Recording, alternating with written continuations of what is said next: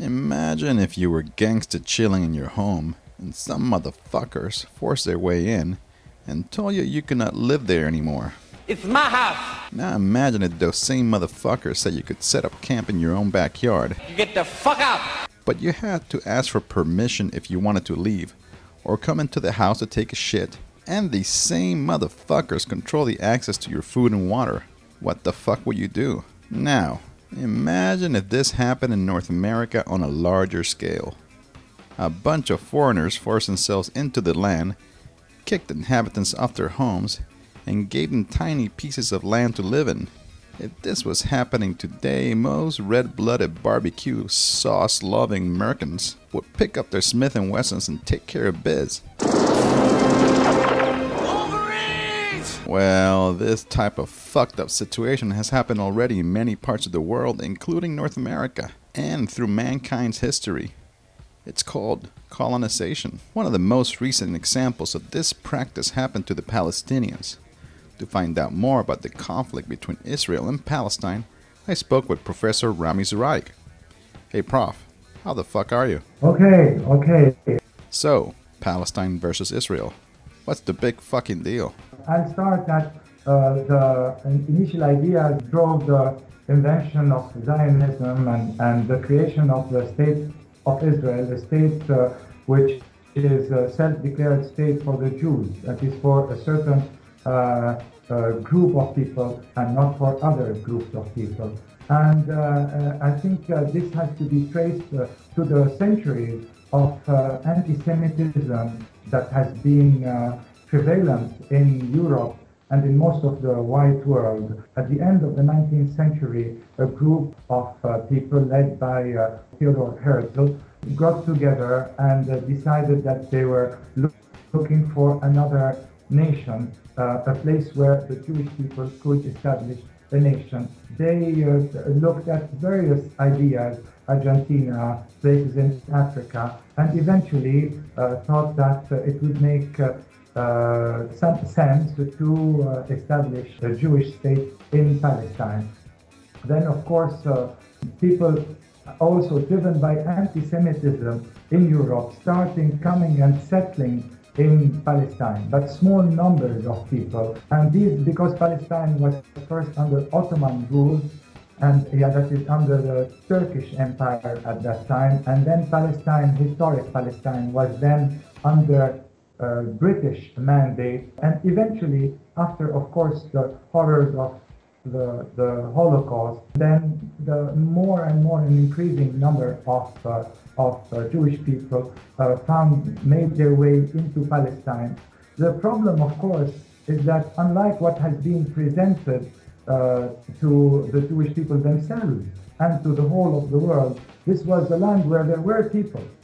There were people called the Palestinians. This was not what people say, that this was a land without people for a people without a land.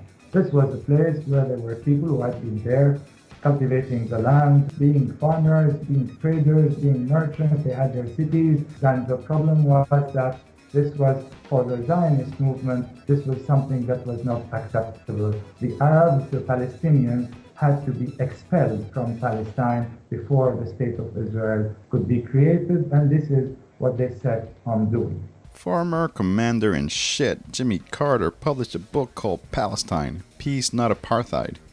Is Mr. Peanut Farmer Man correct? Sure. I think apartheid is a very mild way of putting what goes on and what has gone on in Palestine. Apartheid is the division of rights, of geographic space, between people, where some people get more rights than others because of their ethnic appartenance, their ethnic belonging, because of the color of their skin in South Africa. Zionism is much, much worse than apartheid. Zionism apartheid is part of mild Zionism, but Zionism stands for the replacement of a people by another people. The expulsion of a people and its replacement by another people who has no links with the country in which they are inhabiting. In under South African apartheid, the black people were placed in Bantustan.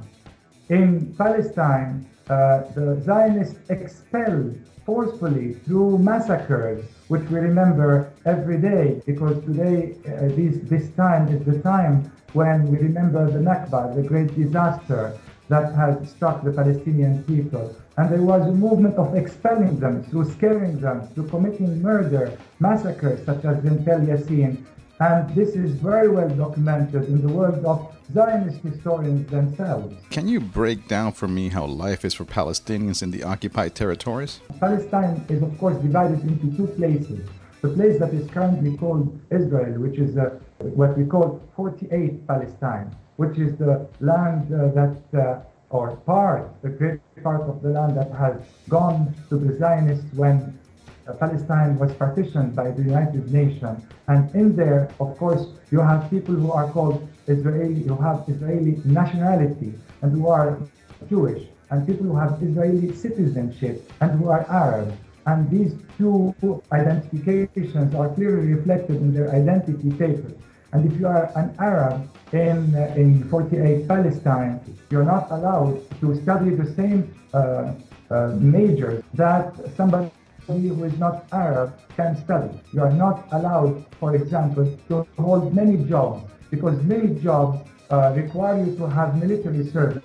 And the Arabs, who are, I repeat, 20% of the population today, more in a few years, are not allowed to hold these positions because they do not go to the army. There are also other forms of discrimination, like, for example, being refused access to live in the same neighborhood as people who are not Arab. There are Arab neighborhoods and non-Arab neighborhoods. Now, in what is known as the occupied territories, which we call the West Bank, these are territories that are occupied. That is, even if you recognize the state of Israel, the Israelis themselves have to recognize that these are occupied territories, illegally occupied, in which there are settlements that are constructed illegally every day, in clear breach of all international laws, and where you have roads that are for settlers and roads that are for the Arabs, where you have water wells that are for settlements, and small springs where the Arabs can hardly and barely get their water from, and where the lands are divided and are under occupation, where the Arabs, which are their own occupied lands, cannot circulate freely. Palestinians are demonized in the media as being violent. How do you respond to that? The issue of double standards and of mediatization of liberation struggle is not new, and it does not apply only to Palestine. The empire is not going to be gentle to whoever is standing up to it. And by empire, I am not only talking about the US, I'm talking about the way the world is ruled, the combination of large corporations, the economic interest, as well as the political interest that rule the world. And these are not going to recognize your struggle, whichever it is. And in my opinion, and in the opinion of the United Nations and of everybody, any liberation struggle, anybody who is being attacked and occupied has the right to use any means available in order to fight occupation. Why? It is ridiculous that the onus is on the victim to justify the use of the violence when it is the oppressor that is armed to the teeth and that, as you put it, pummels the victim and then asks for the victim to be peaceful. And that about does it for this edition of It's the End of the World as We Know It, and I Feel Fine. A bunch of freedom fighters divested their extra cash to make this video intifada happen. Taylor, Thomas, Stephen, Brian, Tony, Courtney, James, Ravi, Garcon, Mike, Will, Casey, Mark, Sarah, Mary, Lynn, Tim, Greg, Kathleen, Audrey, Sarah, Margaret, Domika, Michael, Maureen, June, and Rhonda Palinka. To comment on this show, or for links to the coming intifada, just visit my fucking website, stimulator.tv. Salam alaikum, suckers.